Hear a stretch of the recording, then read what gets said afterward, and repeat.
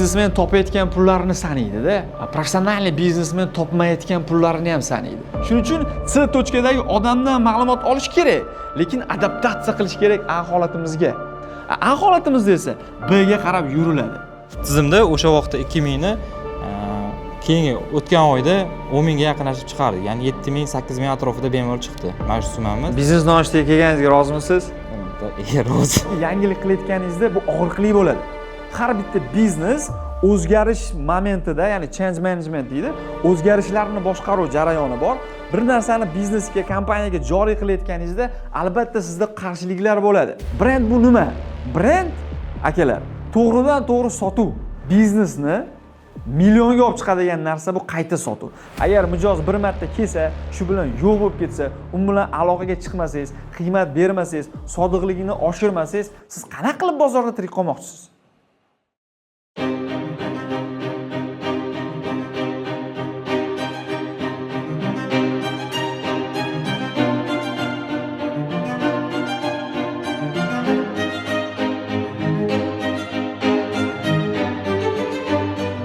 Bugun sizlarga ajoyib mavzularni tayyorlaganmiz. Biz loyiha bilan alohida bir jamoa bilan ishladik. Nima qilsak bo'ladi? Ramazonga bir yangilik deb o'ylasak, ko'pchilikda sotuv bilan muammo bor ekan. Sotuv bilan muammo degan odamlarni o'rganib chiqsak, ichida mijozlarni jalb qilish bilan muammoni ko'rdik. Mijozlarni jalb qilish yaxshilab tiklab chiqadigan bo'lsak, mijozlarni jalb qilish emas, mijoz 70% odamlar mijozlarni topish, jalb qilishdan ham ko'ra noto'g'ri mijozlarni jalb qilayotganidan qiynalyapti ekan. Tushunasizlarmi? Mana maqsadsiz bo'lgan auditoriyani jalb qilayotganidan qiynalyapti ekan va sotuvni oshiradigan eng zo'r instrumentlardan biri sizni bozorda raqobatchilardan ajralib va mijozlarni esida qoladigan alohida brendga aylanishingiz muhim bo'lib qoldi. Hammamiz ham bilamiz dunyo brendlarini, mahalliy brendlarni. Bugun sizlarga bizani o'zimiz bilan ishlagan bizneslardagi keyslarni jamlab, qaymog'ini yiqqanmiz. Bugungi mavzumiz sizlar bilan kuchli brend orqali sotuvlarni oshirish. Bilasizlar, bizda Afshon Media marketing agentligi asosan brendlarni qurish bilan shug'ullanadi va Kalibri kompaniyamiz strategik rivojlantirish bilan shug'ullanadi. 21-asr bu axborot asrida. Axborot asrida biza har qanday axborot texnologiyalarini yo'nalishlarda, plashatkalarda bo'lishimiz kerak. Va ana shundagina mijozlar oqimi ko'payadi. Mijozlar oqimi ko'paygandan keyin sizdan sotib oladigan mijozlar ko'payadi. Biz o'tgan safar biznes nonushtamizda mijozlar oqimini oshirish haqida gaplashdik. Ha, Sanjarbek? Ha. Zo'r mavzular bo'ldi, uni kelganlar biladi. Kelmaganlar uchun ham maxsus sovg'alarimiz bor. Agar kim bugun mana shu yopiq seminar treningimizda o'tirib, mahkam bo'lib, kerakli bilimlarni olib, mana oldida kimdadir bloknot bor, kimdadir telefon bor, yozish kerak. Sababi bizni qanchalik yozsak, shuncha ko'p bizda esimizda qoladi. Biznes nonushtalarimizni nima esda qoldi Sanjarbek oxirgi martasida? Oldimizda tayyor o'lja bor. O'sha o'ljani 10 tasidan hatto bir bittasi yoki ikkitasi ushlab qoldik va bu yoqda 8 tasini yo'qotyapmiz degan narsa eng asosiysi shu menga bir narsa o'rgatdi. Yo'qotayotgan pulimiz. Zo'r. Bular bilan suhbatlashganimizda biznes nonushtada biznesmen topayotgan pullarini sanaydi-da. Professional biznesmen topmayotgan pullarini ham sanaydi. Ya'ni o'zi bozorni hisoblash degan alohida maxsus yonda shu formulalar bor. Shu bozor o'lchami qanaqa, dollar rinka deydi. Bozor o'lchami qanaqa, konkurentlarning u yoqdagi ulushi qanaqa, sizning ulushingiz qanaqa, ya'ni ichki analiz, tashqi analiz konkurentov, analiz rinka degan narsalar bor. Yiqqanimizda bizni topmayotgan pullar ham kelib chiqadi. Biz Sanjarbek bilan gaplashganimizda aynan shu narsa haqida gaplashdik. O'zi jo'naqa chuqur ham gaplasha olmadik. Chuqur gaplashish uchun biz alohida o'sha biznes konsultatsiya qilishimiz kerak, razbor qilib diagnostikaga kirishimiz kerak. Siz meni qachon tanigansiz? Men sizni 2 yil oldin kuzatib yurgan bo'lishim kerak. 2 yil oldin meni tanigansiz. Nima ish qilasiz? Shu marketplace'da savdo qilaman. Biz marketplace'da savdo qilasiz. Zo'r. Men bilan suhbatdan oldin necha pul edi? Nuqta. Yo'q, marketplace savdoni aralashtirmayman-da, o'zi kurs bo'yicha kelgan. Davaychi, shuni ko'raylik. Bo'yicha sizdan oldin 2000-3000 atrofida sotib bo'lgan o'sha vaqt. Ikkalamiz gaplashdik. O'zi birinchi marta ko'rishdik. 2 yildan beri meni tanigansiz, lekin meni oldimga kelishingiz uchun 2 yil ketdi. Bitta suhbatdan keyin nima ikisi bo'ldi? Necha pul bo'ldi? konkretно. O'sha vaqt gaplashganimizda, misol uchun birinchi savolingiz necha pul topyapsiz mana shu narsadan? Mana shuncha, ya'ni 2000. Va ikkinchi savolingiz bo'lgan, eng asosiysi menga hozirgacha o'sha savolni men o'zimga berib kelaman va komandaga ham beraman hozir. Komandamda misol uchun 6 kishi bor. Ya'ni bu yerda necha pul yo'qotyapmiz degan narsani bergansiz, necha pul topyapsiz, necha pul yo'qotyapsiz. O'sha vaqtda yo'qotilgan summani hisoblasam juda katta summa chiqib kelgan.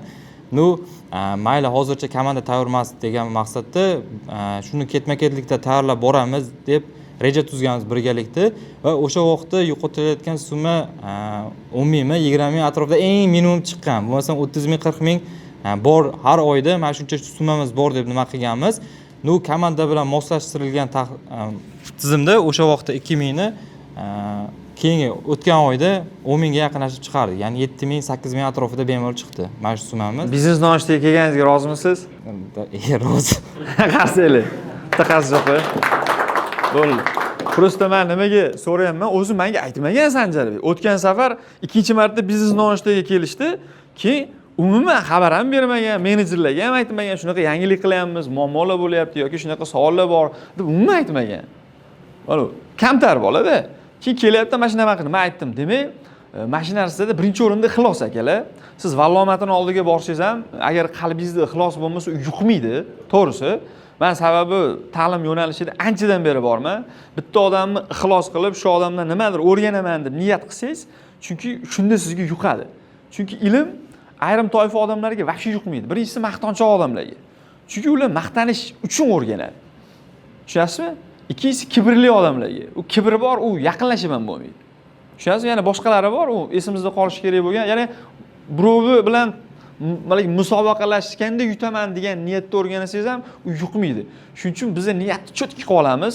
Bugungi kelishimizdan asosiy maqsad siz bitta dona narsa olsangiz, mana Sanjarbek bitta narsa olgan, hayotiga qo'llagan, alhamdulillah rezultat bor. Endi siz ham bugun 1 soat, 2 soat men umrimni, energiyamni sizlarga Xudo xolasa beraman. Sizlar shuning ichidan bitta narsani olib biznesingizga amal qilsangiz, Xudo xolasa Alloh barakasini bersa, haligi 4x emas, 5x, 10x ham bo'lib ketishi mumkin. Sababi shaxsan men o'zimda real case'da eng kattasi 30x bo'lib turibdi hozir. Eng katta bizda natija 30 barobar oshgan. U kichkina kompaniya emas u. Kichkina kompaniya emas. Demak, bugungi mavzumiz kuchli brend orqali sotuvlarni oshirish. Bilamiz, bugun sizlar bilan kuchli brend haqida gaplashamiz. Insonni shaxsiy brendi, kompaniyani brendi qancha kuchli bo'lsa, sotuvlar shuncha osib boraveradi.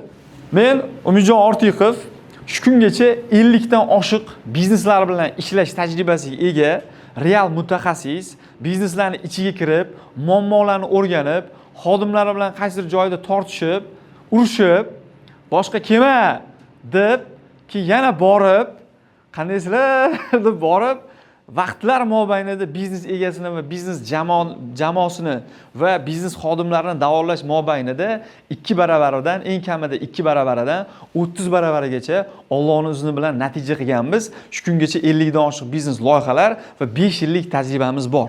Endi tajriba nuqtai nazaridan 5 yil ichida ichimda chol yashaydi, juda ko'p odam bilan suhbatlashaman.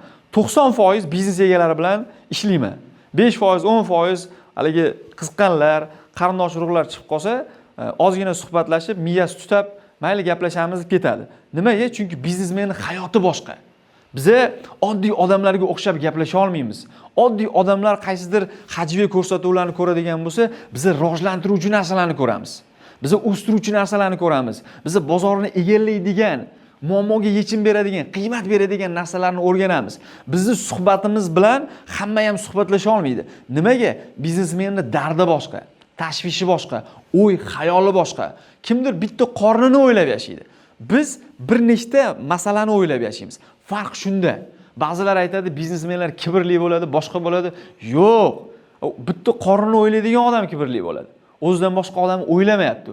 Men qancha biznesmenlar bilan ishlayman, kamida 10 ta xodimi bor, 50 tasi bor, 100 tasi bor. Eng kamida yangi ish joyini organizatsiya qilaman deb harakat qiladi. Nimaga? Chunki katta daromad qilish uchun yaxshi jamoa kerak. Bugun sizlar bilan shu narsalarga ham gaplashamiz. Bugun prям og'riqli mavzularni ko'taraman, rozi bo'lasizlar. Хорошо? Chiqqandan keyin ustimdan yozib olish kerak emas. Birinchi kompaniyamiz bu Calibri kompaniyasi. Biz bizneslarni strategik rivojlantiramiz. Kompaniyani agar strategik rivojlantirish haqida biznes egasi o'ylamasa, fikrlamasa, faqat buguni bilan yashaydigan bo'lsa, bu tupa hayot kechirayotgan kompaniyadan farqi yo'q. Nimaga ayrim kompaniyalar uzoq muddat bozorda qoladi? Ayrim kompaniyalar esa hatto 2 yil ham yashay olmaydi. Roberto Kiyosakining bitta zo'r gapi bor. 1 yilda deydi, 10 ta biznes ochilsa, o'sha 10 ta biznesdan 8 tasi 3 yil ichida yopilib ketadi deydi. O'shani ichidan 2 tasi 7 yildan keyin bittasi aniq, ikkita qolgan ikkitadan bittasi aniq millioner bo'ladi deydi. Tushunyapsizlar? Biz hozir milliardoviy kompaniyalar haqida gapirmayapmiz. Hozirgi holatingiz qanaqa? Shuni 2 barobar oshirish haqida gaplashamiz. Tushunyapsiz? Kerak emas, fantastik. Chunki 3 ta nuqta bor. Birinchi nuqta bu A nuqta. Hamma bilan ishlaganimizda shu muhim. Birinchi nuqta bu A nuqta, ya'ni hozirgi holatingiz biznesda. Keyingi boradiganimiz bu B nuqta. Undan keyingisi esa bu yoqda S nuqta. Qaranglar, hozir siz S nuqtadagi odamning gapini siz A nuqta holatingizda ishlatishingiz qiyin. Chunki sizda оборот 100 ming bo'ladigan bo'lsa, unda 10 million dollar. Undagi qaror, undagi qarash, undagi masshtab, undagi resurs sizda yo'q. Siz bunga qarab turib, buni aytganini srazi qilib biznesingizdan o'zingizni ruhiyatingiz tushib ketishi mumkin. Ya'ni insonlar ishlayotganda, o'rganayotganda, kimnidir havas qilib bilim olayotganda bitta narsani tushuninglar. Filtr qo'yinglar. Uni gapi sizga har doim ham cho'rmaydi. Va oxirgi paytda biznesmenlar bilan birga bir o'tirib, biznesni diagnostika qilayotganimda tushunyapman, palonchida shunaqa idea. To'xta, palonchini organizmi boshqa, resursi boshqa. Tushunyapsizmi? Sizni boshingiz og'risa, balkim siz tishingiz og'rigandan boshingiz og'riyapti. Sizni boshingiz og'riyotgani vobshita siz yaxshi uxlamaganingizdan og'riyapti. Lekin ikkalasi ham bosh og'riyapti-da. U sabablari, istochniklar, manbalari boshqa-boshqa. Shuning uchun C tochkadagi odamdan ma'lumot olish kerak, lekin adaptatsiya qilish kerak A holatimizga. A holatimizda esa B ga qarab yuriladi. Durustmi? Yetkazib bera olayman-a sizlarga? Bunga misol kelsa bo'ladi. Hozir bir xil mashina travers mashinasi bo'lsa. Davaychi, mana mashina bering. Masalan, travers mashinasi bor. Misol uchun bunga yaxshi case bo'ladiki, bir xil misol uchun mashina haqida gaplashadingiz, ko'proq shu mashina haqida tema ketadigan bo'lsa, travers mashinasi yaxshimi deb so'raydigan bo'lsa, haydamagan odam yo'q, bo'lmaydi deb aytadi-da. Sen uni haydab ko'rdingmi, o'zi o'tirib ko'rdingmi, o'zingdan nima hissiyotlar bo'ldi, kamchiliklari bormi yoki qanaqa pluslar bormi? Ani undan keyin ko'ra oladi-da. Agar haydab ko'rmagungacha baribir bilib bo'lmaydi. Shuning uchun baribir filtrdan o'tkazish kerak deganingizda masjidga tushadi-da. Filtrsiz odamlar gapirishi mumkin, lekin boshidan o'tgan baribir o'zi biladi hammasini. Tushunarli. Demak, yaxshi case aytdingiz, filtrdan o'tkazishimiz kerak. Bu yerda biznesni o'zgartirish jarayonlari haqida gapiryapman men ko'proq. Nimaga? Chunki siz bitta biznesingizga yangilik qilayotganingizda bu og'riqli bo'ladi. Har bitta biznes o'zgarish momentida, ya'ni change management deydi, o'zgarishlarni boshqaruv jarayoni bor. Bir narsani biznesga, kompaniyaga joriy qilayotganingizda albatta sizda qarshiliklar bo'ladi. Xodimlar dasturini tushunmasligi mumkin, KPI sistemasini qo'yayotganingizda noroziliklar bo'lishi mumkin, kimlar ishdan ketishi mumkin. Tushunyapsizmi? Oldin yaxshi edi deyishi mumkin, ishlamadi deyishi mumkin. Bu normalni. Biz bitta kompaniyani 2 yil deganda programma avtomatlashtirish jarayoniga olib keldik. 2 yil. Bizdan oldin bir 4 ta programmani qo'ygan, 1 tiyinlik foydasi tegmagan. Lekin biz shuni nimaga desa, chunki jamoani, kompaniyani, xodimlarni biz bosqichma-bosqich ularni o'zgarishga tayyorlashimizga vaqt ketdi. Dasturga ishlatish emas, mana bu yerini tayyorlashimizga vaqt ketdi. Tushunyapsizlarmi? Mana bu yerini. Biz sizlar bilan hozir mana shu narsalar haqida gaplashamiz va hozirgi kungacha mana ikkita kompaniyamiz haqida aytdik. Bittasi strategik rivojlantirish. Xuddi mana bizneslarga kiramiz, individual strategik rivojlantiramiz. Biz ommatan ishlay olmaymiz. Bizning jamoamiz, resurslarimiz maxsus sonda to'xtaydi. Shuning uchun hamma bilan ham ishlay olmaymiz. Yo'nalishlari ham to'g'ri kelmasligi mumkin. Ba'zi odamlar bizga keladi, birga ishlaylik deydi, lekin yo'nalish to'g'ri kelmagandan keyin biz aytamiz, stop. Chunki hamma bilan ishlash bu hech kim bilan ishlash bilan bir xil. Yetkazib bera olaymanmi? Ikkinchisi marketing va brending bo'yicha biz xizmat ko'rsatamiz. Demak, kuchli brend qurish bu nima? Kuchli brend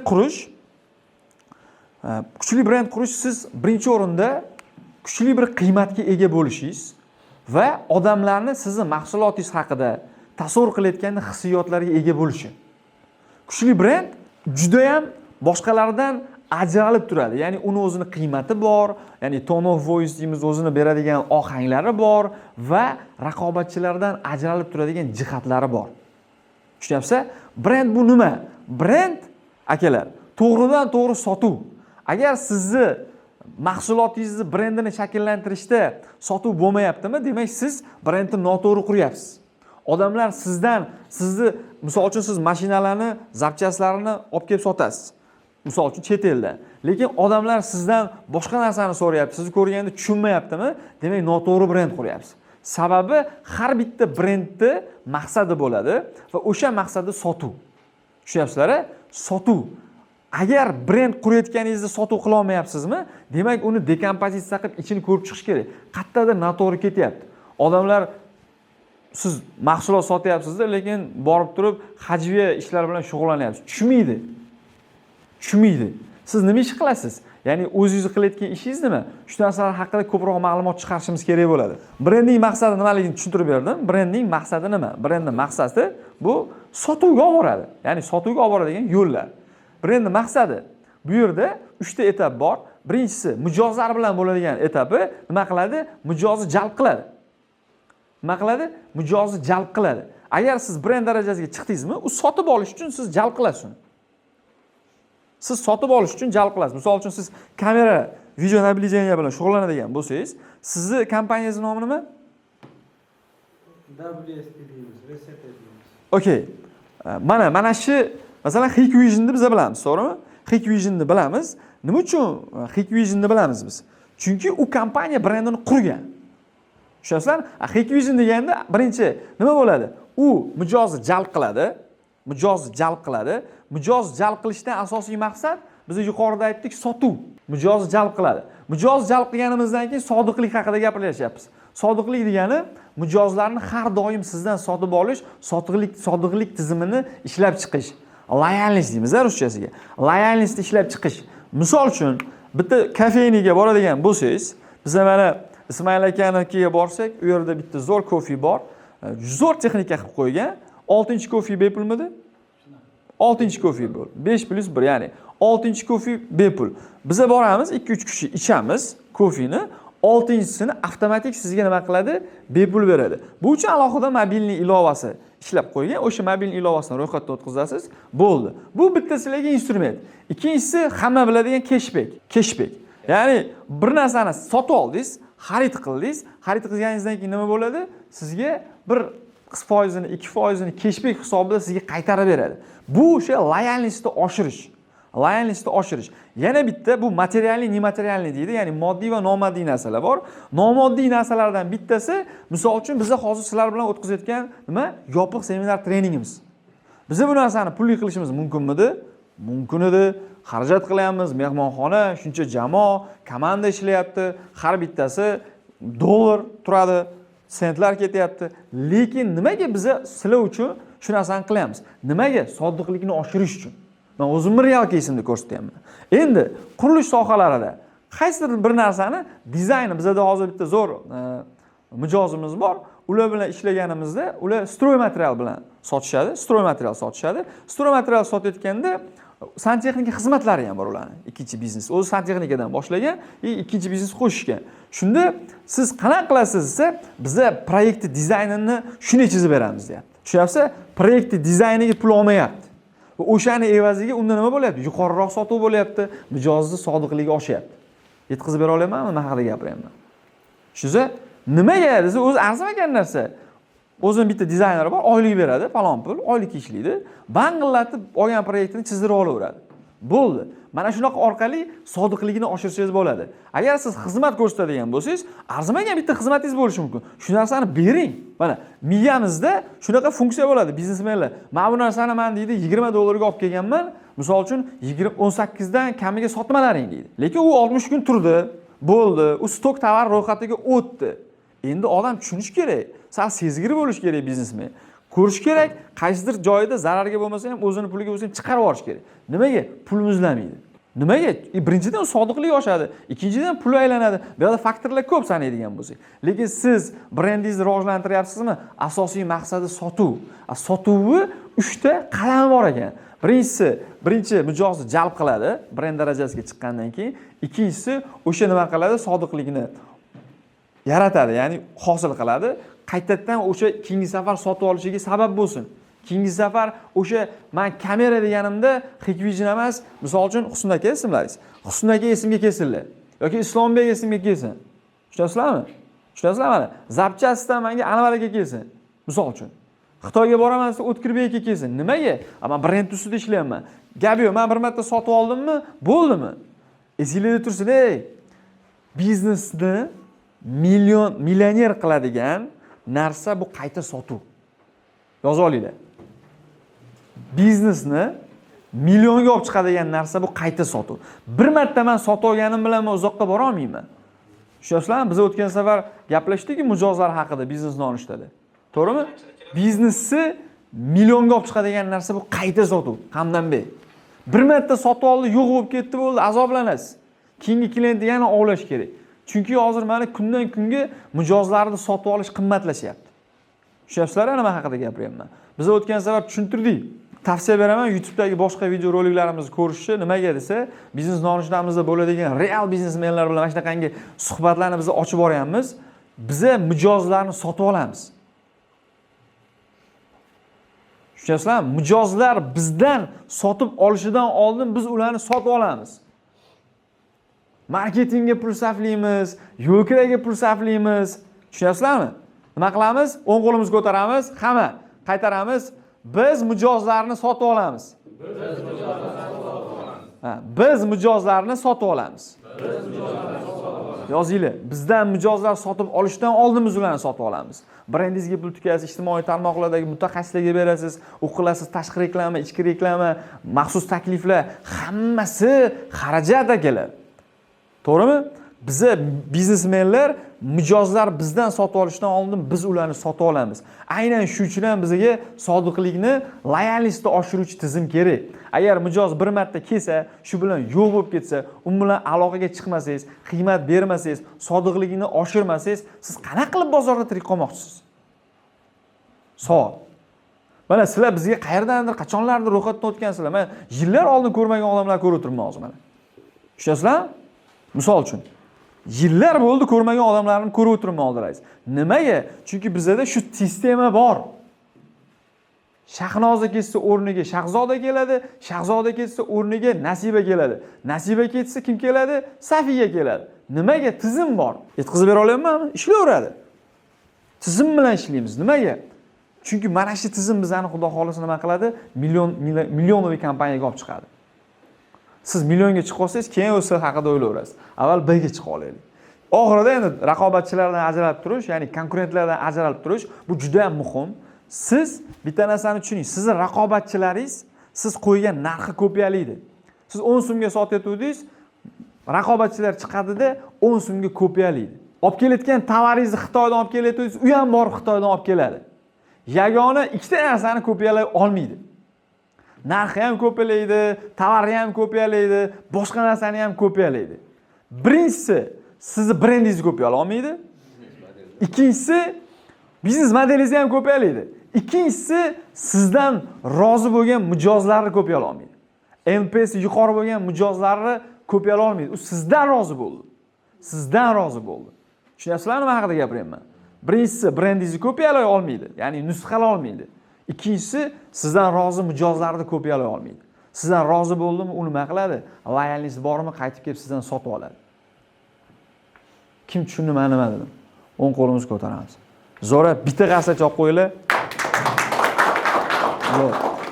Shunaqa qilib raqobatchilardan brendimiz bilan nima qilamiz? Ajralib turamiz akalar. Bu kuchli brend qurish bosqichlari. Birinchisi, ya'ni tadqiqot, analiz qilish kerak bo'ladi. Birinchisida siz analiz qilasiz. Bozor kim? Raqobatchi kim? Nima sotyapsiz? Kimga sotyapsiz? Yoshi nechida? Maqsadli auditoriyangiz kim? Hammasini siz nima qilasiz? Tahlil qilib chiqasiz. Ko'rinyapti? Yaxshilab o'rganib chiqasiz. Siz konkurentlarni analiz qilganingizda Birinchi o'rinda o'zingizda kuchsiz tomonlaringizni ko'rasiz. Biza Ismoil aka bilan necha oy bo'lyapti aka ishlayotganimizga? Xudo xolasa mana yarim yil bo'ladi, 6 oy bo'lyapti. Biza borganimizda bular Qozog'istonning Shimkent degan joydan va bularning bozorida raqobatchilarni o'tirib biz ko'rib chiqqanmiz. Esingizmi shu? Ha? Qancha insight oldik? Bizda yo'q narsa, bizda qilishimiz mumkin bo'lgan narsalar.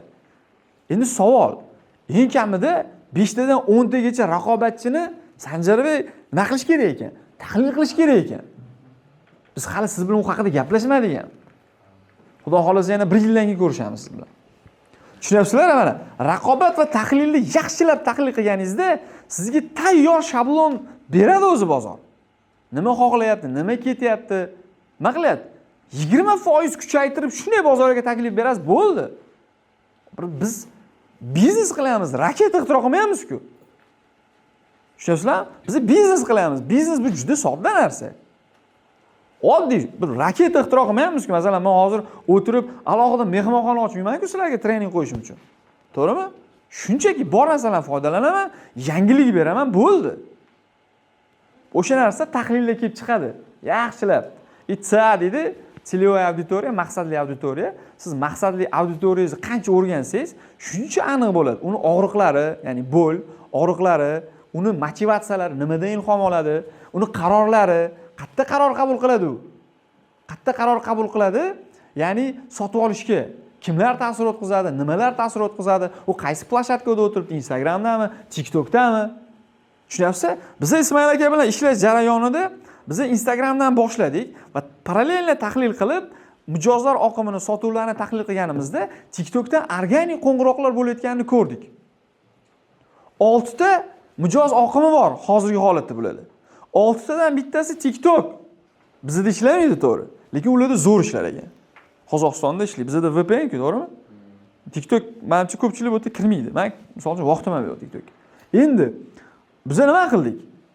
Biz zo'r utupi bilan chiqdik. Hozir mana zo'rga kelib o'tiribdi. To'g'rimi? Ha, bir gaplashib olasiz. Nima bo'ldi, Ismoil aka?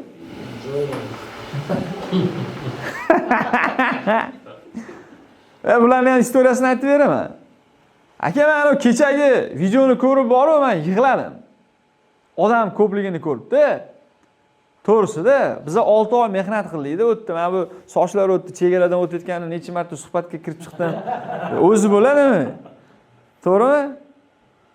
Realda u oson bo'lmadimi u yoqqa borib kelish? U mana Chinoz bo'lsa yoki Chirchiq bo'lsa yo Chilonzor bo'lsa borib bir qadamga borib yana bir pasdan keyin qaytib kelsak.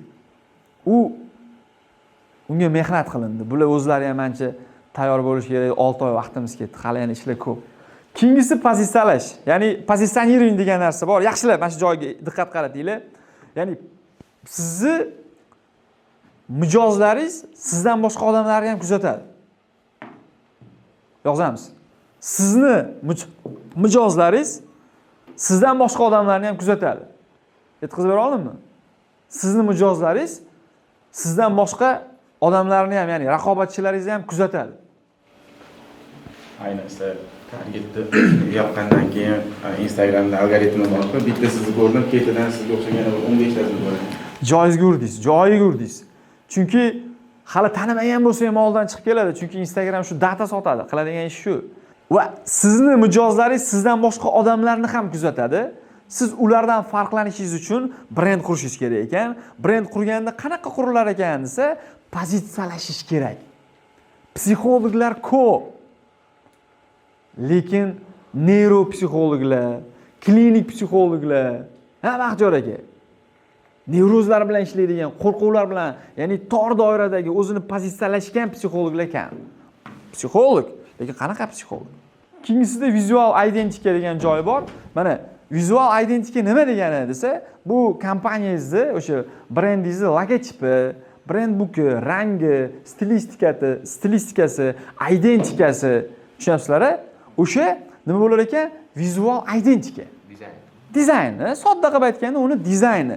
Endi bilasizlarmi, o'zi brendga talab qachon paydo bo'lgan? Qanaqa holatda paydo bo'lgan? Brend shakllanish uchun bozorda xuddi bitta mahsulot chiqqan, o'sha mahsulotni bozorda qalbakilari ko'payganda brend bo'lishiga, brend bu boshqalardan alohida ajralishiga nima bo'lgan? Sabab bo'lgan. Tushunyapsizlar-a? Brend bo'lish uchun qalbakisi chiqqandan keyin nima bo'lgan? Brend bo'lib shakllanishiga sabab bo'lgan. Esingizda tursin. Mana shunaqa qilib logotip, ranglari, shriftlar, boshqa hammasi bir-biriga mos, maxsus bir uslubga, maxsus bir rangga, maxsus bir aytaylik identikaga ega bo'lgan narsani vizual identika deydi. Biz bitta brendni daraxt deb oladigan bo'lsak, uni shoxlarini sanab o'tyapmiz. Birinchi o'rinda tadqiqot qilasiz, maqsadli auditoriyangizni chuqurroq o'rganasiz. O'rganganingizdan keyin sizga raqobatchilarni o'rganasiz. Ularning ichidan odamlar sizning xizmatingizdan, mahsulotingizdan foydalangandan keyin qanaqangi fikr paydo bo'ladi ularda. Ularning miyasiga qanaqa joylayapsiz o'zingizni? Misol uchun, nimaga Rolex desa nimaga qimmat degan aytmoqchi emas edim. Zo'r aytdingiz. Kimdir aytadimi desam, yaxshi aytdingiz. Mana qimmat nimaga Rolex? Misol uchun Louis Vuitton. Tushunasizlar-a mana? Bo'ldi, o'sha miyaga keldi. Bo'ldi, u gapirish shart emas. Mana bu уже pozisioneringning bitta etapiga kiradi. Tushunasizlar-a? Mana shu narsa muhim. Ertaga biza home decor deganda, качество. Misol uchun качество kimdadir Merz desa mashinalarda nimani tasavvur qilasizlar? Ha? Hashamat, klassika, mana. Komfort. BMW desachi. Tezlik asosan. Nimani tushundilaring? Ikkalasi ham mashina sotadi. Zo'rmi? Zo'r. Ana bo'ldi, primer bo'ldi. Mana BMW tezlik, sport, Mercedes-Benz. Mana ikkalasi ham mashina sotadi, lekin odamlarning miyasida qanaqa qolgan? Qanaqa assotsiatsiya, mana assotsiatsiya qanaqa uyg'onadi? Keyingisi xabar tizimi, endi bu o'sha brend ovozi deydi, tone of voice. Misol uchun siz qanaqangi o'sha kayfiyatda suhbatlashasiz mijozlaringiz bilan va ulashasiz. Bunga hozir bizda real haligi misollar bor. User experience, mijoz tajribasi deydi. Har bitta aloqa nuqtasini izchil tajriba qilish, ya'ni user experience, mijozlar bilan, foydalanuvchilar bilan nima qilish kerak? Munosabat o'rnatish. Agar sizni mahsulotingizni sotib olgan, xizmatingizni sotib olgan odam bilan munosabat o'rnatmasangiz, u brend uzoqqa bormaydi. Mana yaqinda bitta fast food kompaniyasi haqida video chiqdi-da, rahbarning o'zi izohda uzr so'rab, bu narsa boshqa takrorlanmasligini nima qilyapti? Aytib o'tyapti. Nimaga? Chunki mijoz bu muhim. U bilan suhbatlashish kerak, uni ignor qilish kerak emas. U davrlar o'tdi, olsang olmasang yo'qol degan davrlar tugadi. The end mashketda chiqarib yuborasizlar. Okay?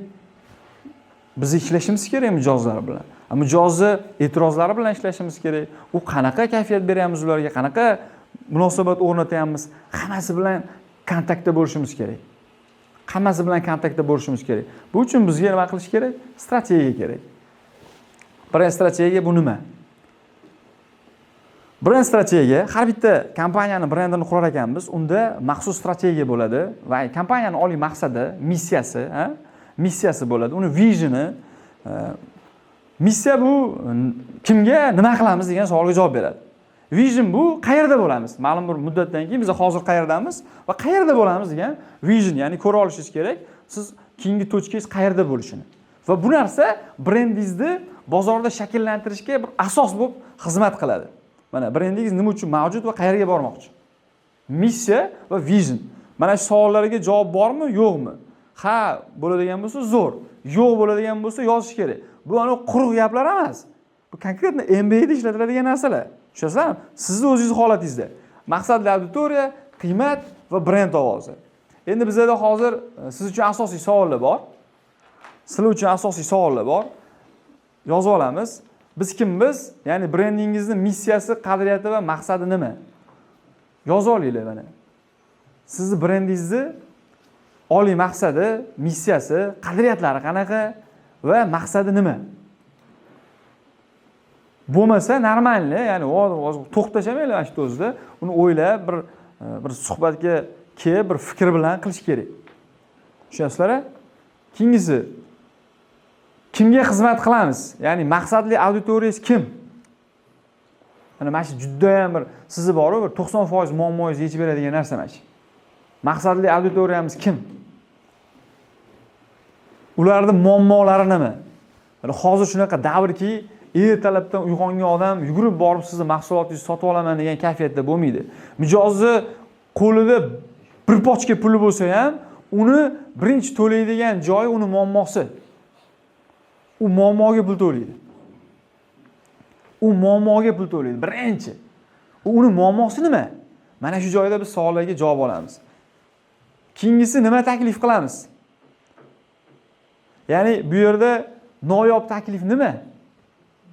Keyingisi nima? Nima taklif qilamiz? Mahsulot yoki xizmatni noyob taklif degani UTP deydi. Unikalniy торговый предложение, noyob tijoriy taklif. Boshqalardan sizning farqingiz nima? Bormi? Yo yo'qmi? Agar yo'q bo'lsa, normal, bu tabiiy. Prosta kopiyalab yurgan bo'lishingiz mumkin. Yangilik qilish kerak. Ba'zilar aytadi, men yangilik qilsam deydi, raqobatchilarni ko'chirib olyapti deydi. Ko'chiraversin, siz yana yangilik qiling. Nimaga Zara o'tgan yili chiqargan narsasini bu yil chiqarmaydi? Savol. Chunki u o'zini o'zi sindiradi.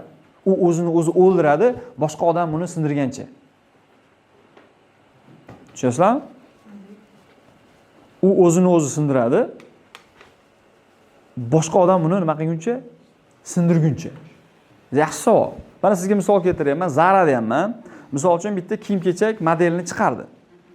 Bir model chiqardi, sotyapti. Aytaylik, bitta ko'ylak chiqardi, misol uchun, qanaqadir brend, bu ko'ylak. Ko'ylak chiqardi-da. Endi shu ko'ylakni 2025-yil chiqardi.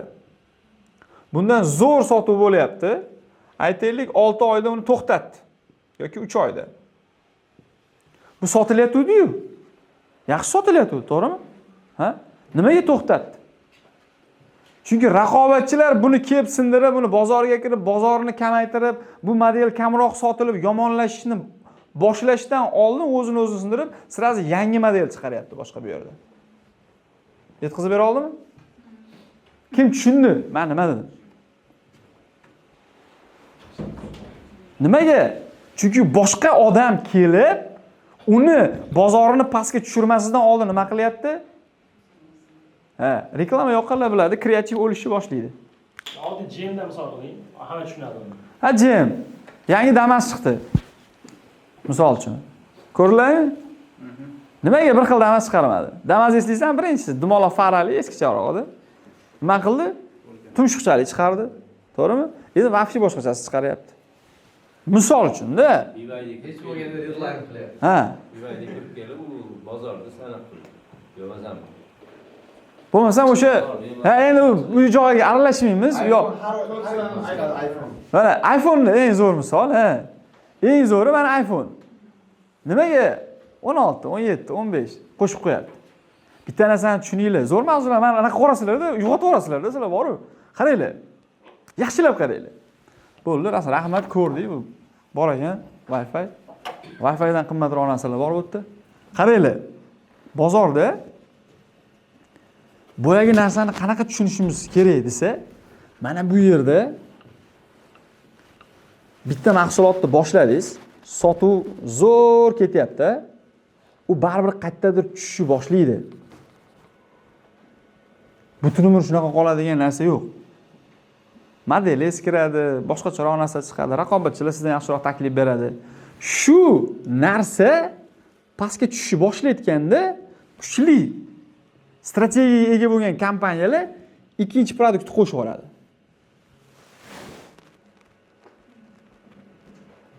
Zo'rmi? Bu uje savdosiz tushishdan oldin ikkinchi vallarni qo'shib yuboradi. Ketdi shu bilan yangi produkt, chunki odamlar yangilikni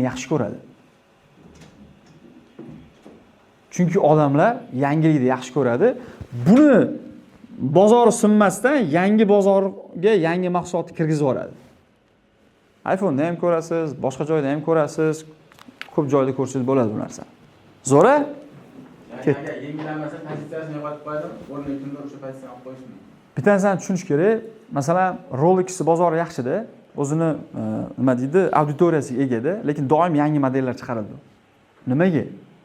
Chunki siz boshida aytdiki, mijoz bitta sotib olgandan keyin u qayta sotuv qilish kerak. Birinchidan, yangi sotuv qilish kerak. Ikkinchidan, takroriy sotuv qilish kerak. Doimiy mijozga aylantirish kerak. Shunaqa instrumentlar bor-da. Tushundingizmi? Masalan, siz bitta Rolex oldingiz bo'ldi, butun umr olmaysizmi? Yo'q, olasiz, pulingiz bor-ku. Bugun olsangiz, ertaga vaqti Pepsi'sidan olasiz. Yana qanaqalari bor edi? Starbucks'dan olasiz. Kayfiyatga qarab olasiz. Nimaga? Chunki siz bitta narsa oldingiz-ku, Starbucks anaqada Pepsi'sidan olganingiz, keyin Starbucks yoqib qoldi sizga. Yana olasiz. Soat kolleksiya qiladigan odamlar bor. Kim tushunyapti mana bu haqida gapiryapman? Shunga bitta misolim bor edi. Moshin kolleksiya qiladiganlar bor. Gapiring. 2022-yil jital ishlaganman salonda. Aha. Hop ishlaganimda savdosi zo'r ishda jital bo'ldi. Siz hamma bo'lsa kerak, yana ishni ta'minlab qo'ygan bo'lsa kerak.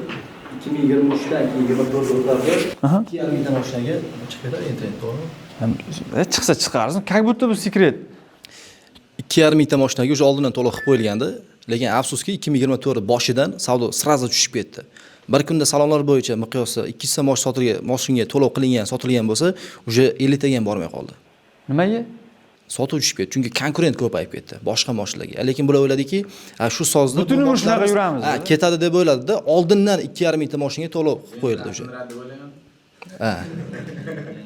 Ana undan keyin juda katta pulga o'sha kompaniyada o'tirish bo'ldi. Hali sotilmagan mahsulotga zavodga pul to'lab qo'ying, to'g'ri tushundimmi? Zavod chiqazib qo'yib bo'lgan o'zi. O'sha xarajat qilgan. O'sha ularning anaqasi ta'mir sifatida qolib ketib, qo'shimcha rasxodlar mashina kirib kelishiga olib ketish bo'ladi, pul bo'lmay, yetishmay, savdo ham bo'lmay, bir amallar zo'rg'a chiqdi bular. Qaranglar, men bunaqa keyslar juda ko'p eshityapman. Xitoyliklar degani aqlli degani emas akalar. Bozorga shunaqa o'yinchilar kiryapti. Bizning bozorni mentaliteti, raqobatni, aytaylik, odamlarni xohishlarini, ya'ni maqsadli auditoriyani yaxshi tushunmaydi. Ular arzonroq sotsam yoraman degan tushunchada juda ko'pchilik. Biz mana kosmetika biznesi bo'yicha O'tkir ekan bilanlar, birinchi o'zlaricha bozorni tahlil qilgan, tovar olib kirgan, tovarni bilmayman bir 80% vaqti durust emas. 3 yil oldingi trenddagi tovarlar. Biz maqsadli auditoriyani o'rganganimizni o'sha bildik, ular xato qilib bo'lgan o'sha. Keyin bizning oldimizga keladi. O'tiramiz, gaplashamiz, tahlil qilyapmiz, vaqt kerak, ishlash kerak. Oddiy misol uchun siz aytayotgan o'sha avtomobil kompaniyasi ham bir marta sotilgan, zo'r bo'lgan-ku. U ishoninglar, dollarli kompaniyalar ham juda ko'p xato qiladi. Bu degani nima deydi? U hali vallomat emas. Ular ham odam. Tushunyapsizlarmi? Sizlar ko'ringlar, o'rganinglar, keragini qo'llanglar. Bo'ldi. Mana Sanjarbek keldi, bittasini oldi, dirs biznesida qo'lladi, alhamdulillah natija bor. Boshqalarimizda ham natija bor. Tushunyapsizlarmi? Endi bu nima qilyapti? Bitta kompaniya kelyapti-da, ras o'sha har doim shunaqa bo'ladi deb o'ylayapti. Nimaga? Chunki u yerda o'sha emotsiyaga berilgan, bozori zo'r, yaxshi o'rganmagan, yo oxirida xato qiladi. Tahlilsiz ish uzoqqa bormaydi, esingizda tursin.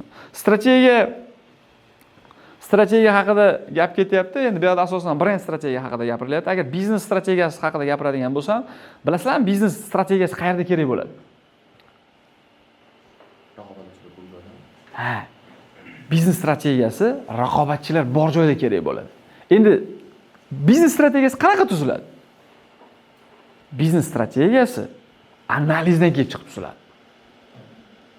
Analiz. Biz analiz uzoqqa bora olmaysiz. Cennist, ya'ni brend har doim qiymatlar beradi. Oddiy misol uchun 5 ta kofe olganimizda 6-chisini beryapti. Bu aslida xarajat bo'lishi mumkin, lekin qaysidir foydasidan voz kechyapti-da, u bizani sotib olyapti.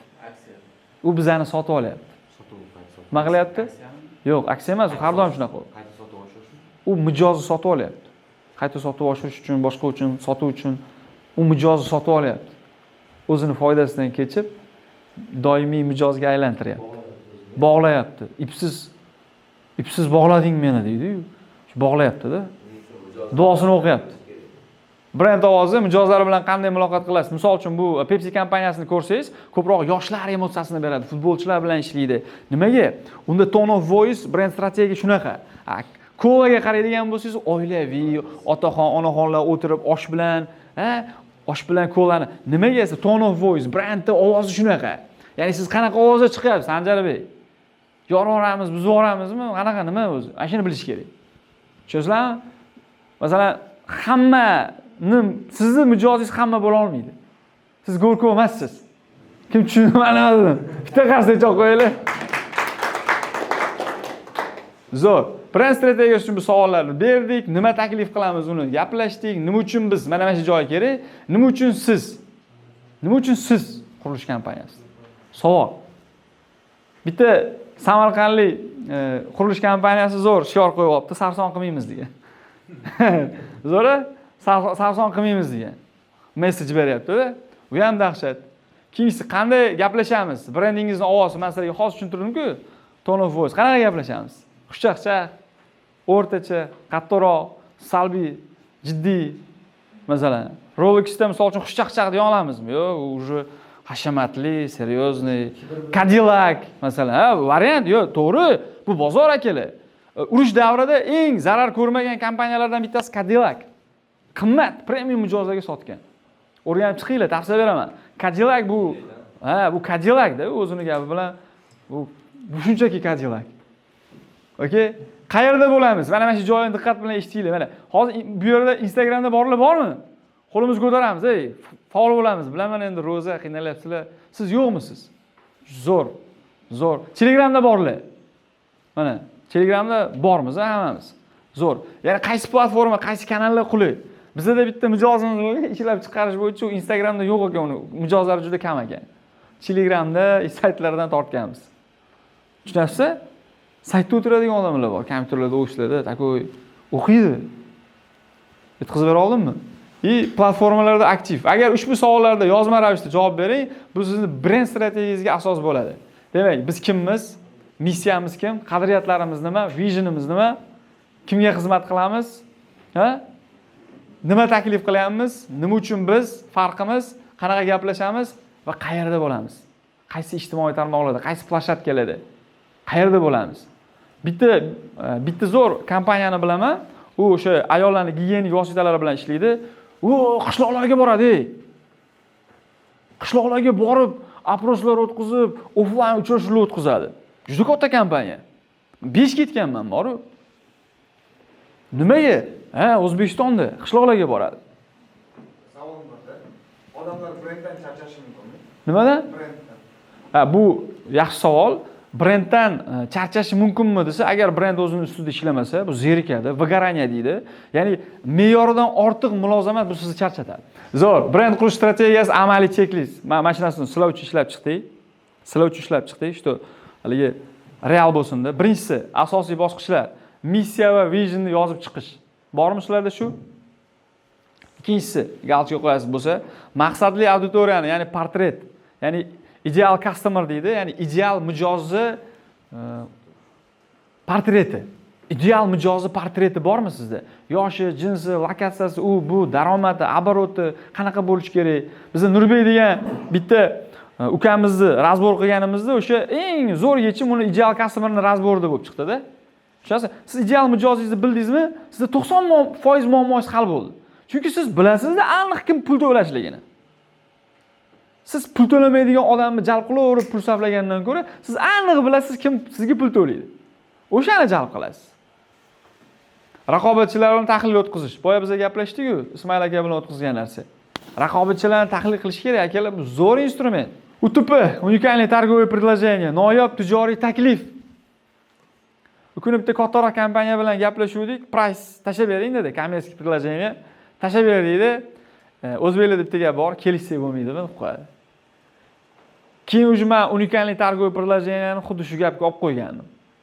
Bergandan keyin bo'ldi dedi. Yomon qildim uka dedi. Barakasini bersin. U ham baraka topsin, men ham baraka topay. Win-win qoidasini bilamiz hammamiz.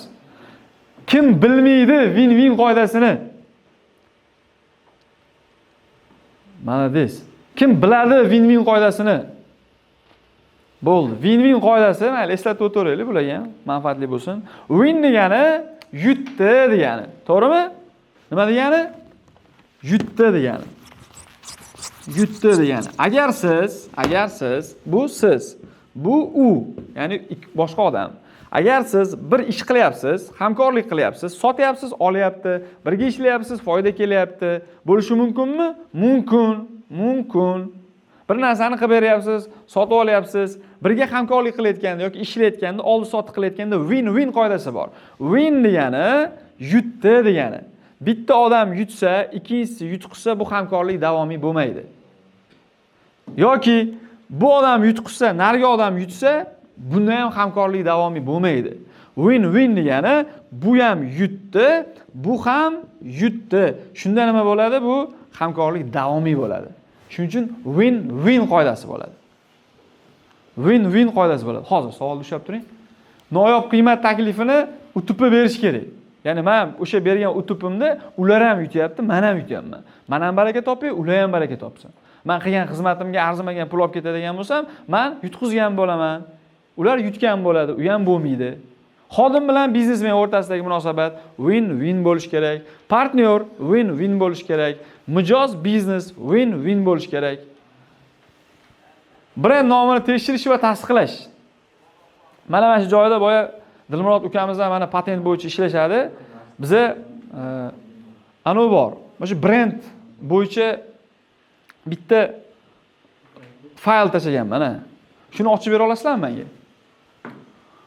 Qaranglar, bu biza yuqorida aytdik-ku, bizda ikkita kompaniya, birinchisi Kalibri strategik rivojlantirish, ikkinchisi marketing va brending xizmatlari. Mana bu yerda biza Little Chef Moldova, ya'ni Moldaviyani Little Chef kompaniyasiga, restoran sferasiga brendbook qilib berganmiz. Buni tushiraverasiz. Qarang. Biz mana yuqorida aytdik, brendni siz strategiyangizni qurishingizda, sizning rangingiz, sizning shriftingiz, brendingizning logotipi, boshqa hammasi nima bo'lishi kerak? Bo'lishi kerak. Hozir mana shuni ochilgan bo'lsa, sekin pastga surib bera olasizmi? Qaranglar, mana shu brendbookni yuqorida aytdik-ku, rangi bir xil bo'lishi kerak, logo, yo'q, bu ma'lumot bo'lib qoldi-da bu. Sizlarga real ko'rsatay, ertaga o'zingizlarni bizneslaringizda ishlatasizlar. Kimdadir bor, kimdadir yo'q-da bu narsa. Tushunasizlar? Bu shu brendbookimiz Moldaviyada Little Chef kompaniyasiga qilingan. Bular birinchi boshqa qo'shni davlatga chiqishgan. Keyin bizni topishgan, biz topganda gaplashganmiz, o'sha onlayn video konferensiya qilib gaplashib, ular bilan WhatsApp orqali bu yog'i suhbat ketgan. Little Chef kompaniyasi restoran sferasida Moldaviyada faoliyat olib borishadi va bularda logotip turibdi, mana ko'rib turibsizlar. Ya'ni o'sha skorovodka bilan tepadagi oshpazlarning qalpoqi va Little Chef deb yozilgan. Ya'ni logolar turlicha bo'ladi. Ya'ni typografik, shriftda qanaqadir yozma logolar bo'lishi mumkin yoki simvolli logolar bo'lishi mumkin yoki aralashmasi yana yoki boshqacharoq. Bir nechta formatlari bor logoni. Va bu yerda aynan o'sha brendni rivojlantirishda vizual identikani o'sha logo brending degan qismi.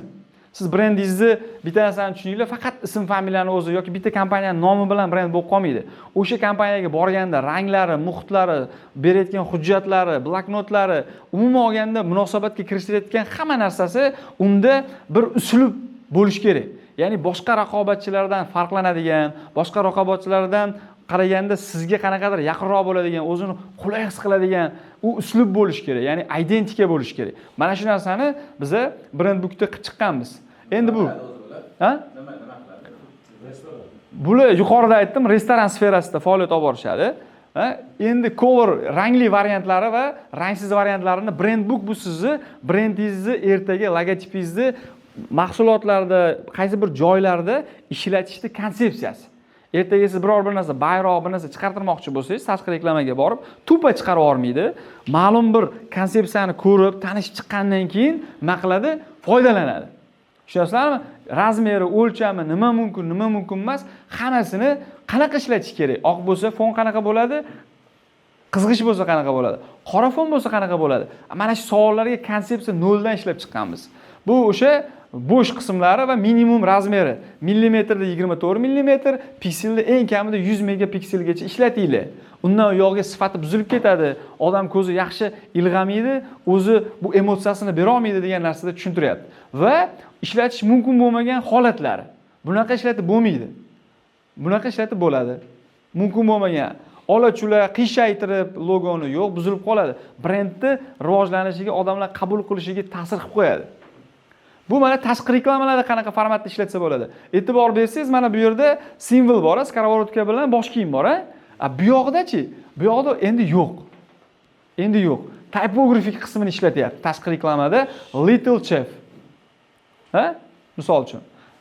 Mana typography. Qanaqa shriftlar ishlatish kerak mana. Duch kelgan shriftni bosib olib bo'lmas ekan. Tushunasizlar? Ertaga sayt qildirasiz. Katta kompaniyalar siz saytingizga qaraydi.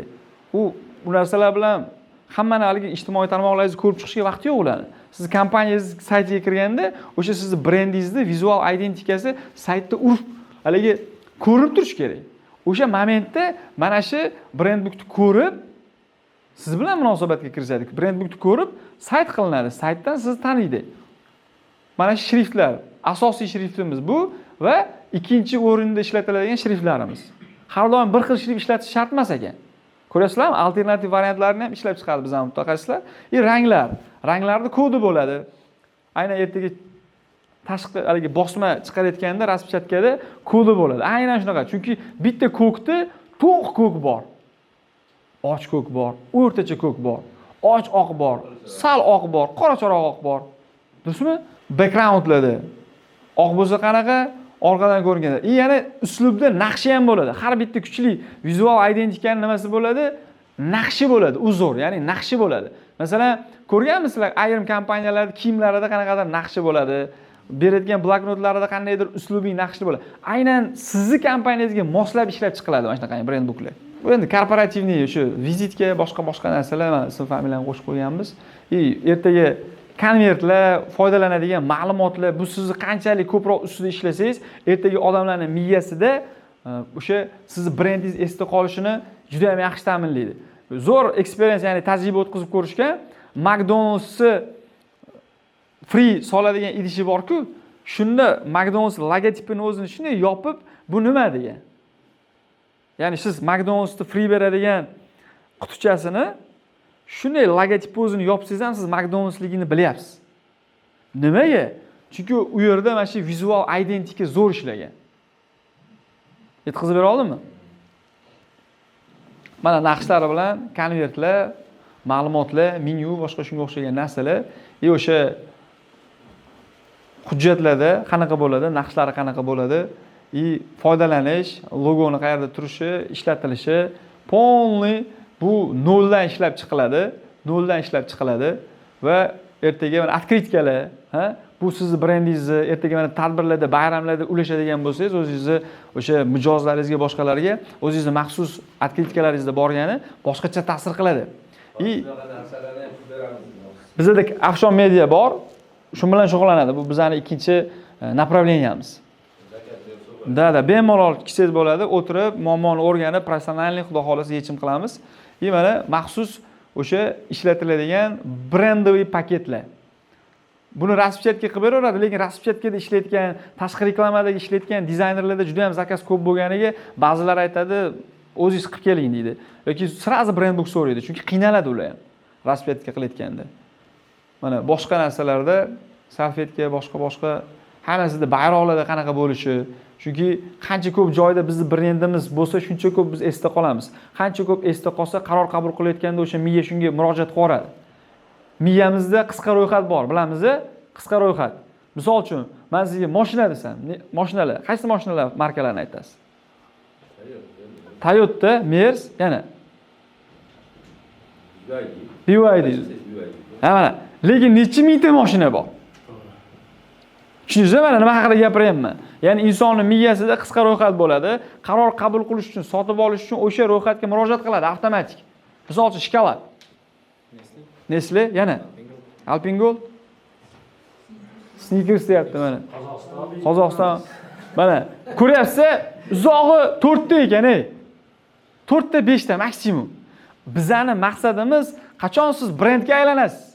Qachonki siz insonning miyasida bo'lsangizgina brendga aylanasiz. O'ng qo'limizni ko'taramiz. Qachon siz brendga aylanasiz?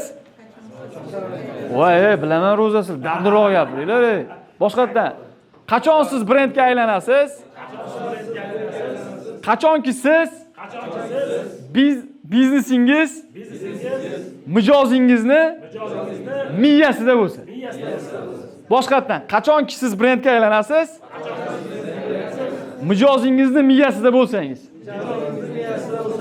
bitta qarsak olib qo'yinglar. Bu esda qolish uchun yaxshiroq ishlaydi-da. U aytadi, shuncha odam qo'limizni ko'tarib aytuvdik, deb miyali xotirada qoladi deb beraveradi miya. Tirs ong ostidan chiqib, ongga o'tib oladi, ong keyin ishlatib oladi. Zo'rmi? Battar bo'linglar. Ya'ni kepkalar o'sha tashqi nimaga, bularni nima deydi? Marketingda tegish nuqtasi deydi. Kim Malikaga o'tish yaqin orada? Malika bozoriga borganlar bormi? Toshkent deydi. Bormi? Delonji degan tashqi reklamalarni kim ko'rdi? Ha? Ko'rdilaring-a? Ko'chada Delonji. Savol. Bo'lsa bir ikkita do'koni bordir shularni. Maksimum 3 tadir. Lekin nimaga polni yo'lga Delonji deb qo'yib qo'ydi? O'zi Delonji bilamiz, kofe apparat. Kofe mashina. Ha? Nimaga desa, tegish nuqtasi degan narsa bor. Tegish nuqtasi mana o'zini brendini, logotipini bayroqdadir, ko'chadadir, avtobusdadir, tashqi reklamadir, LED lampochkalardadir, flyerdadir, har xil joylarda tegish nuqtalarini blogerlarning reklamasida chiqarib qo'yadi, futbolkalar beradi, markalar beradi, telefonga chexol beradi. Har xil joylarda brendini eslatadigan tegish nuqtalarini ishlab chiqadi. Bu nimaga olib keladi desa, biz yuqorida aytdik-ku, inson qaror qabul qilishi, sotib olishi, mehmon kelib qolsa, siz qaysi restoraningizda bilgan restoraningizga borasiz. Biror bir narsani desa sotib olmoqchi bo'lsangiz, kallangizga birinchi kelgan narsani o'shani xarid qilishga urinasiz. Qaror qabul qilayotganingizda miyangizda korotkий spисок, qisqa ro'yxat bor. Qisqa ro'yxatga tushish uchun tegish nuqtalarini, tochkalarini ko'paytirish kerak bo'ladi. Shuning uchun Delonji Malikani shundoq o'tib ketishdan qator qilib Delonji qilib tashqi reklamalarni qo'yib qo'ygan. Zo'rmi? Sizlar ham ishlatinglar shu narsani. Esingizda tursin. Voy, men katta kompaniya bo'lsam, keyin saflayman, keyin qilaman desalaringiz yutqizasizlar. Marketingda bitta zo'r qoida bor. Bepulidan arzoniga, arzonidan qimmatiga yuriladi. Bepulidan arzoniga, arzonidan qimmatiga yuriladi. Bor.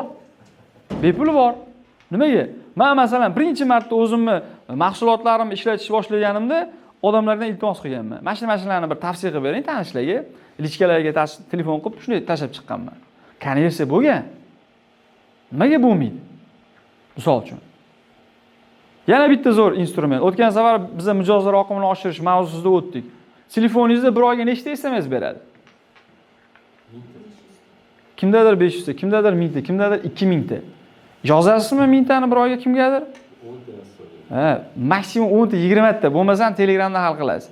Lekin siz bitta SMS kelsa, Telegramga kirishingizdan oldin sizda nima bo'ladi? Рабочий stolda turib turadi xabar. Jo'nating 1000 ta mijozlarga o'zingiz haqingizda ma'lumot. Mana sizga bepul. Ko'p bunaqa narsalar. Variant ko'p, baraka toping. Lekin ko'pchilik ishlatmaydi. Tushunasizlarmi? Shuning uchun marketingda bepulidan arzoniga, arzonidan qimmatiga yuriladi.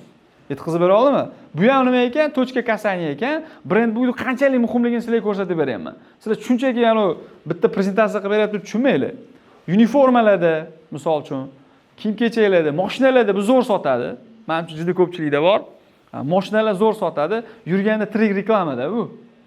Mana ayrim zapchasiy boshqa kompaniyalar, misol uchun avto zapcha sotadigan bozorlarda arava haydaydigan odamlarga yangi nima bergan. Jiketchalar. Orqasida o'zining reklamasi. Живой reklamada bozor ichida. Birinchidan win boyagi arava haydaydigan odam ham issiqqina ketadi, bu ham reklamasini olib ketadi. Zo'rmi? Bunaqa yechimlar ko'p. Biz mana Qozog'istonda aytdim-ku, AZX. Bir 2 yil bo'lib qoldi ularga ham ishlatganiga, fast foodga. Endi boshlaganda boryapti. O'sha Aqsuken degan joyda taksi bor, taksi xizmatlari bor. Taksi park bilan gaplashyapti. Men aytayapman, "Davaychi bitta vizitka qilib bering taksi parkka." Vizitkaning bir qismida taksi parki nomeri, ikkinchi qismida AZX nomeri bo'lsin. Mahmudjon aka deyapman. Hech qancha vaqt o'tmayapti, shuni qilyapti. Marketing. Mijozlar oqimi nimaga? Taksi nomerini olganda, vizitkasini olganda orqasida o'zini fast food turibdi-da. Qancha ko'p joyda bo'laversangiz, shuncha ko'p odam miyasida qolasiz. Qancha ko'p miyasida qolsangiz, shuncha ko'p sotuv bo'ladi. Okay? zo'r. Endi bu aksessuarlar hammasi bo'ladi. Mana shunaqa qilib tashqi reklamalar xuddi shuni ishlaydi. Bu tushunarli bo'ldi. Tushunarli bo'ldi. Buni o'chiraveramiz. Bizda hozir uni o'chiramiz, prezentatsiyaga qaytamiz. Bizda xuddi shunaqa bitta akamiz borlar. Imminni ularni bizneslarini strategik rivojlantirish bilan hamkorlik qilyapmiz. Shu bilan birgalikda ularni biza brend booklarni ham qilib berganmiz. Va bugun ajoyib bir yangiligimiz va sovg'amiz bor. Brend book, brend yasaganingizni yana bitta narsani tushunish kerak. Uni patentlash degan joyi ham bor, Dilmurod. Agar siz zo'r bitta brend book qilsangiz, lekin uni siz patentlay olmasangiz, bu degani siz uni huquqiy egasi emassiz. Tushunarli? Bizda hozir bitta zo'r iloji bo'lsa bir qo'llab-quvvatlab podдержка qilib tursalaringiz, Anvar aka, sizni bir daqiqaga chaqiramiz aka. Qarsaklar.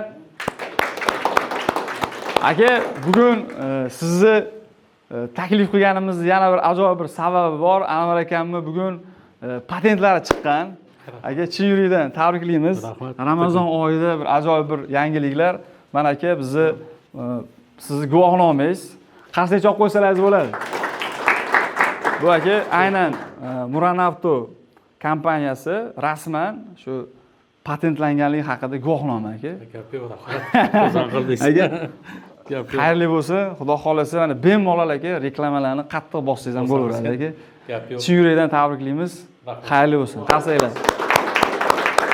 Bu rasmiy guvohnoma. Bu patentlangan to'g'risida, ya'ni shu narsani berib ketdik. O'zingizlarni brendlaringizni albatta akalar patentlanglar. Qani? Har xil 7 oyligi bor, 1 oyligi bor. O'sha tahlil qilib bizani bolalar bor. Ana qilib berishadi. Sharoitingizga qarab gaplashaveradi. To'g'rimi? Brend nomini tekshirish va tasdiqlash. Brend qurish strategiyasining amaliy cheklisti buni rasmga olinglar iltimos. Bitta mashina o'rgab olinglar. Bu McDonald's bilan Starbucksda biz misol qilganmiz. İşte ertaga nimani o'rgandim degan savolga javob topishinglar uchun. Birinchi o'rinda McDonald's bu tezkorlik va izchillik brendi hisoblanadi. McDonald'sda mana tanilishi kuchi dunyoning istalgan nuqtasida oltin M harfini ko'rsangiz, nima deyapti? McDonald's beradi deyapti. Ishi bilan birgalikda u nima beryapti? Hissiyot beryapti. U shunchaki ovqat emas, bu oilaviy lahzalar va hissiyotni beryapti. Uni asoschisi ham xuddi shunaqa formatda ishlagan. Standartlash Tokioda ham bor, Dubayda ham bor. Maksimalni butun dunyoni olishga harakat qiladi. Endi Starbucks bu 3-joy degan o'sha konsepsiyada ishlaydi. Nima degani desa, Starbucks bu kim uydan ishga boradi, to'g'rimi? Uydan ishga borayotganda 3-joy sifatida odamlarning miyasida nima qilyapti? Pozitsiyalashyapti, assotsiatsiya qilyapti va shu messejni beryapti. Shaxsiylashtirilgan xizmat Starbucksga borganingizda nima qiladi? Ismingizni so'raydi. Ismingiz nima? So'raydi. Siz aytasiz, "Okey", yozib beradi. To'g'rimi? Nimaga? Bu individualniy podxod. Va segment qanaqasi? Premium segment. Oddiy kofe bor, arzonrog'i bor, lekin bunda nima qilgan? Segmentlashib, premium segmentga pozitsiyalashgan. Bu yuqorida aytganimizdek, hammaga ishlash bu noto'g'ri. Ma'lum bir segmentga ishlash bu zo'r. Endi siz Toyota bo'lsangiz, unisiga ham, bunisiga ham ishlayverasiz. Gap yo'q. Toyota bo'lsangiz, lekin ommadan olmoqchimisiz, ma'lum bir segment urasiz baribir. Baribir qaysi bir model bunga tushmaydi, bunisi unga tushmaydi-da. Brend strategiyasida bitta misol, qaranglar. Missiyasi tez, arzon va bir xil sarflanadigan ovqatlar, maqsadli auditoriya oilalar, qiymat beradigan tezlik va narx, brend ovozi do'stona, quvnoq beradi. Keyingisi Starbucksga 3-joy, uy va ish orasidagi makon, missiyasi. Uy va ish orasidagi makon bo'lish kerak. Ularning missiyasi shunaqa. Maqsadi auditoriyaga o'sha premium, yuqorida aytganimizdek premiumga o'sha segmentlashgan, qiymati tajriba va atmosfera beradi. Real atmosfera beradi. Borib ko'rganlar uni yaxshi his qiladi.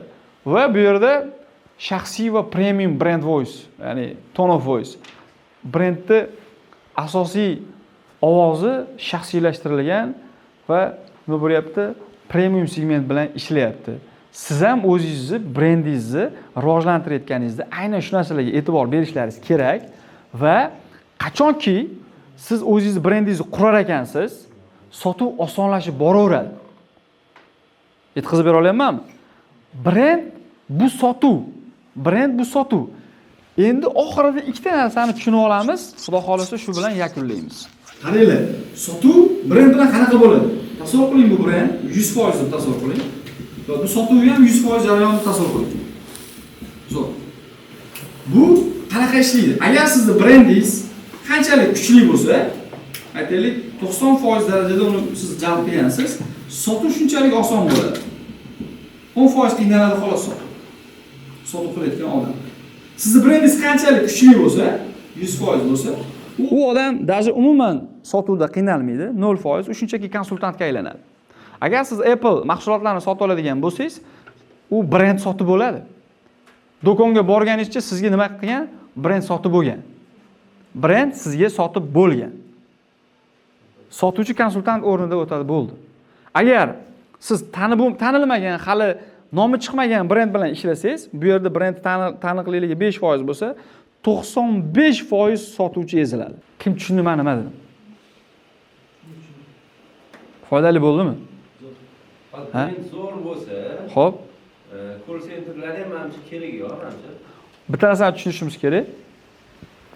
Call centerlar endi modeli bor, biznes modeli bor, yuqorida gaplashganimizdek. Ularsiz ham sotsa bo'ladi, demoqchi. Mana, misol uchun shunaqa mahsulotlar bor, bez call center sotiladi. Nimaga? Chunki o'zi brend tanilgan. Pepsi'ni sotishga call center ishlatmaysiz-ku. Misol uchun-da. Endi shunaqa xizmatlar bor. Albatta xizmat ko'rsatish, unga parvarishlash kerak, qattasiz nimasi, qachon vaqtingiz bo'ladi, qachon olib borib berishimiz kerak. Servis nuqtai nazaridan sotib bo'ladi. Mahsulot sotganda ham mahsulotni butun O'zbekiston tanisa, sotib olishi, qaror qabul qilishi nima bo'ladi? Osonroq bo'ladi. Sotuvchi qiynalmaydi. Asosiy tushunib olishimiz kerak bo'lgan narsa, brend ustida qancha ishlasak, sotuvimiz shuncha osonlashadi, sotuv qilishimiz shuncha osonlashadi va sotuvimiz shuncha o'sadi. Yetkazib bera oldimmi? Siz bunda o'sha sifat bo'yicha ham, servis bo'yicha ham o'sha brend odamlar domiga singib bo'lganda, o'shaning uchun sotuv qilishingiz oson. Misol uchun Ahmad Jo'ja, necha yillik joy. Men o'zim ham yaxshi ko'raman, juda eski joyda. 2000-yildan boshlanganda где-то. Ha, mana. O'sha yoshligimizda kirganmizda. Baraka davom et. Biz juda kichkina bo'lganmiz. 2000-yilda men kirganman-da, u paytda где-то 9-sinf, 8-sinf bo'lgan. Ha, baraka, biz juda ham kichkina bo'lganmiz. Ba'zi odamlar endi bilyapti-da. Tushunyapsizmi? Chunki shu darajaga, o'sha maktablash jarayoniga yillar mobaynida bosib keldi-da. Safiya bu kecha chiqib qolgan kompaniya emas, misol uchun. Tushunyapsizmi? Tarixini o'rgansangiz yillarga borib taqaladi. Misol uchun, demak, esingizda tursin, oddiy bir brend shakllanish uchun kamida 5 yil kerak ekan. Necha yil kerak ekan? 5 yil kerak. Kamida siz bitta nishada turib berishingiz uchun. Azizlar, bugungi sizlar bilan ajratilgan vaqtimiz o'z poyoniga yetdi. Hammaga rahmat kelganlaringizga. Bo'ldi. Bitta rasmga tushaylik, tarqalamiz. Kelinglar. Vaqtga